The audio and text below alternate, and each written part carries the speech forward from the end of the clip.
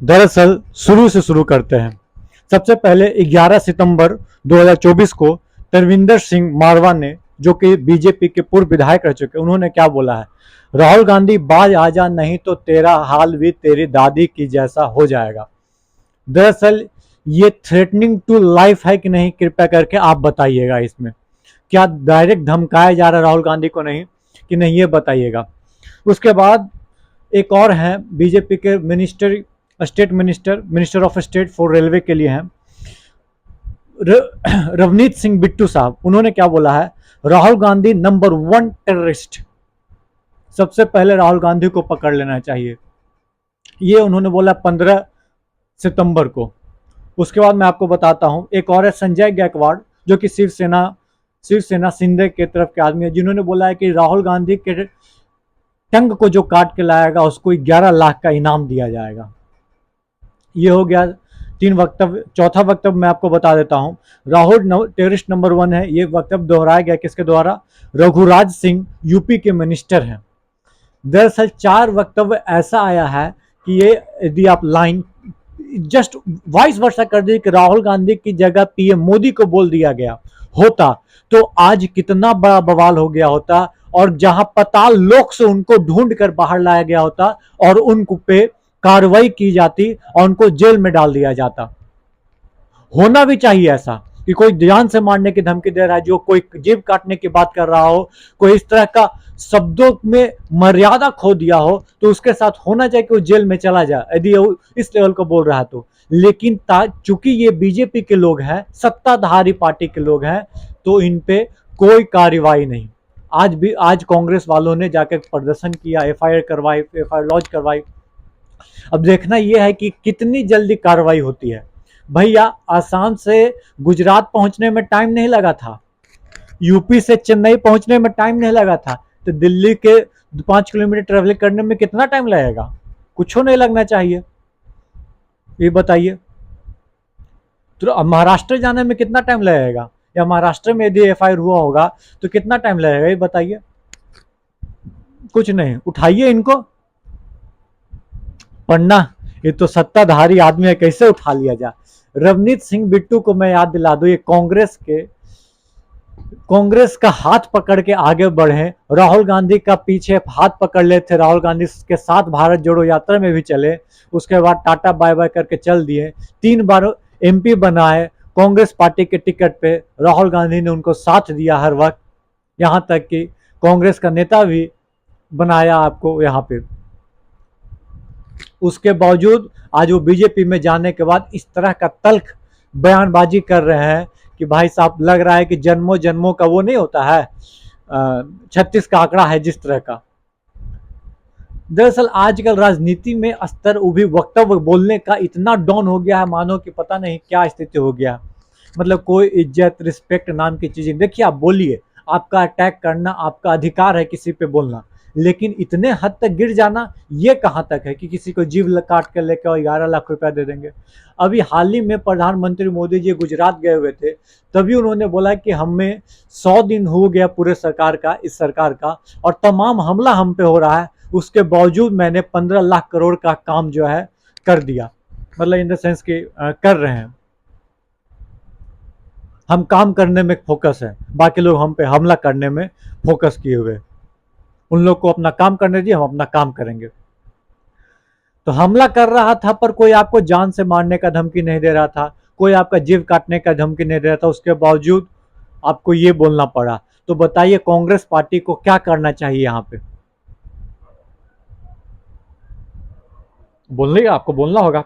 उसके बाद मैं आपको बता दूं, अमरिंदर सिंह राजा वर्डिंग ने कहा कि Rahul made him 3 times MP.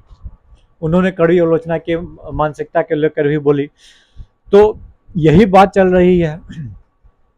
एक चीज मैं आपको बता देता हूं, उपराष्ट्रपति धनखड़ साहब जी ने क्या बोला है, कितनी बड़ी विडंबना है कि विदेश यात्रा का एक ही उद्देश्य है कि सार्वजनिक रूप से भारत को शर्मसार करना। What a same. सर जो है शर्म से झुक जाता है, इस टाइप का वर्ड उन्होंने बोला है। बताइए, they are not targeting the Rahul Gandhi such that जाति जनगणना पे दे कांट स्पीक। तो क्या किया जाए, राहुल गांधी को पकड़ो। पहले पप्पू बोलते थे, अब क्या किया जाए, अब तो पप्पू बोलेंगे तो दिक्कत हो जाएगा।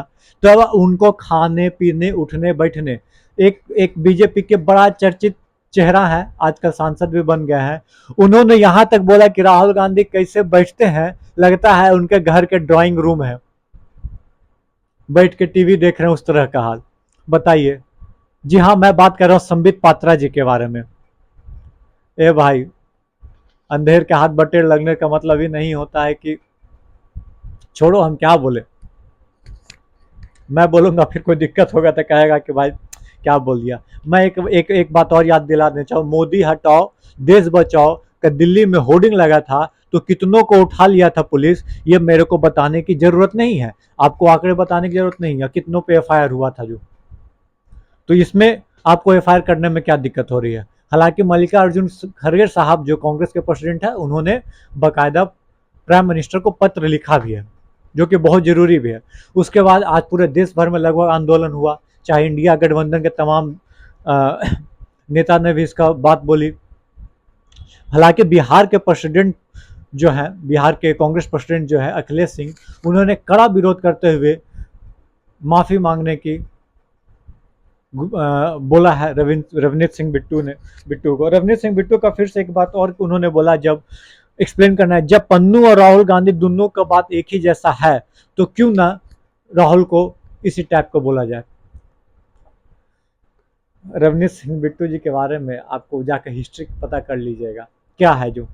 इसी तरह चरणजीत सिंह चन्नी ने रवनीत सिंह बिट्टू को नहीं रगड़ दिया था, इसी तरह रगड़ दिया था उनको पार्लियामेंट में। बताइए, स्तर गिर रहा है, और ये थ्रेटनिंग टू लाइफ, इतना खराब माहौल हो चुका है राजनीति में, क्योंकि राहुल गांधी पे कुछ और बोलने नहीं जा रहे, जातिगत जनगणना को लेकर इस तरह से बोल रहे हैं कि यदि प्रधानमंत्री जी को ये काम करना होगा, यदि वो ये काम नहीं करते हैं तो कोई और प्रधानमंत्री बनेगा, वो करेगा, लेकिन ये काम करना ही पड़ेगा, इफ एंड बट, इसमें कोई सवाल ही नहीं है। तो क्या कह रहे, तो करे क्या बीजेपी। हालांकि क्या बोलते, जाति जनगणना को लेकर आरएसएस ने भी बात अपनी रखी थी, और बीजेपी के पास कोई ऑप्शन नहीं, कुछ बोल नहीं। आज जो है ये सब वक्तव्य देने के बाद बीजेपी के बड़े बड़े नेता नापाड़ी कहाँ, उन लोग काहे ने इसकी निंदा कर रहे हैं। चलिए निंदा करने की छोड़िए, कुछ लोग तो है तरविंदर सिंह मरवाहा, ये सब तो सोच रहे हैं कि किसी तरह फिर से नजर में आ जाए, रवनीत सिंह बिट्टू सब नजर में आ जाना चाहते हैं। पहला चीज ये हो सकता है कि नजर में आ जाए आला कमान में, तो हो सकता है कि हमारी पद और गरिमा ऊपर बढ़ जाए, या तो हो सकता है कि राजनीति में कहीं दूर कोने में पड़े हो, तो राजनीति में चर्चा में हो आना जरूरी है। तो इसीलिए, हालांकि एम के स्टालिन जो है, जो अपने चेन्नई के तमिलनाडु के सीएम, उन्होंने इसकी निंदा करते हुए राहुल गांधी की सुरक्षा की मांग की है। दरअसल जो इंदिरा गांधी जो बोल रहे हैं कि तेरा हाल तेरी दादी की तरह हो जाएगा, जिस तरह से दादी को मार दिया गया था, क्यों मार दिया गया था, क्योंकि उन्होंने देश को टुकड़ा होने से वो बचाई थी, इसलिए उनको मार दिया गया। बताइए, प्यार मोहब्बत का बंटवारा, प्यार मोहब्बत को एक साथ लेके चलना चाह रही थी इंदिरा गांधी, इसलिए उनको मर्डर कर दिया गया। वही हाल कर रहा है कि वही हाल कर देंगे। राजीव गांधी, जिनके पिता, राहुल गांधी के जो पिता राजीव गांधी को बम से उड़ा दिया गया, उसको मौत की धमकी दे रहा है लोग, और ये इंस्टिगेट किया जा रहा है। जो कुछ सनकी हो, जो पागल है, जो कुछ इस टाइप में हरकत करे। आप देख रहे हो कि अमेरिका में दो बार ट्रंप पे हमला हुआ, अमेरिका जैसे देश में ये हाल हो सकता है, तो इंस्टिगेशन नहीं है तो क्या इसको बोला जाए। बताइए, कांग्रेस पे उंगली कर रहे हैं लोग, वो भी उसको, उस परिवार पे जिसने अपने दादी, जिसने अपने पिताजी को अब देश की अखंडता एकता को मजबूत करने के लिए खो दिया, उस पे उंगली उठा रहे हो, उस पे ऐसा वक्तव्य दे रहे हो। बोलो, क्रिटिसाइज करना कोई गलत बात नहीं है, आप क्रिटिसाइज करो, राहुल गांधी आप पे करेंगे, आप उन पे करिए, कोई दिक्कत नहीं है, लेकिन एक मैनर हो चाहिए, शब्दों का मर्यादा भूलना नहीं चाहिए। क्रिटिसाइज करना कहाँ गलत लिखा हुआ है, और अब जान से मारने की, जीव काट के लाने की बात धमकी दे रहे हो, ये गलत है। चलिए, ये हेट स्पीच का मेरा वीडियो आपको कैसा लगा, और आप इनके वक्तव्य से कितने परसेंट डिसएग्री करते हैं या कितने परसेंट आप लोग एग्री करते हैं, प्लीज कमेंट बॉक्स में कमेंट करके बताइएगा। हम तो टोटली डिसएग्री करते हैं और जल्द से जल्द इनको पकड़ना चाहिए या इनसे जल्द माफी मंगवानी चाहिए और बीजेपी को इस पे कार्रवाई भी करनी चाहिए किसी किसी पे। तो चलिए, तब तक के लिए जय हिंद, जय भारत।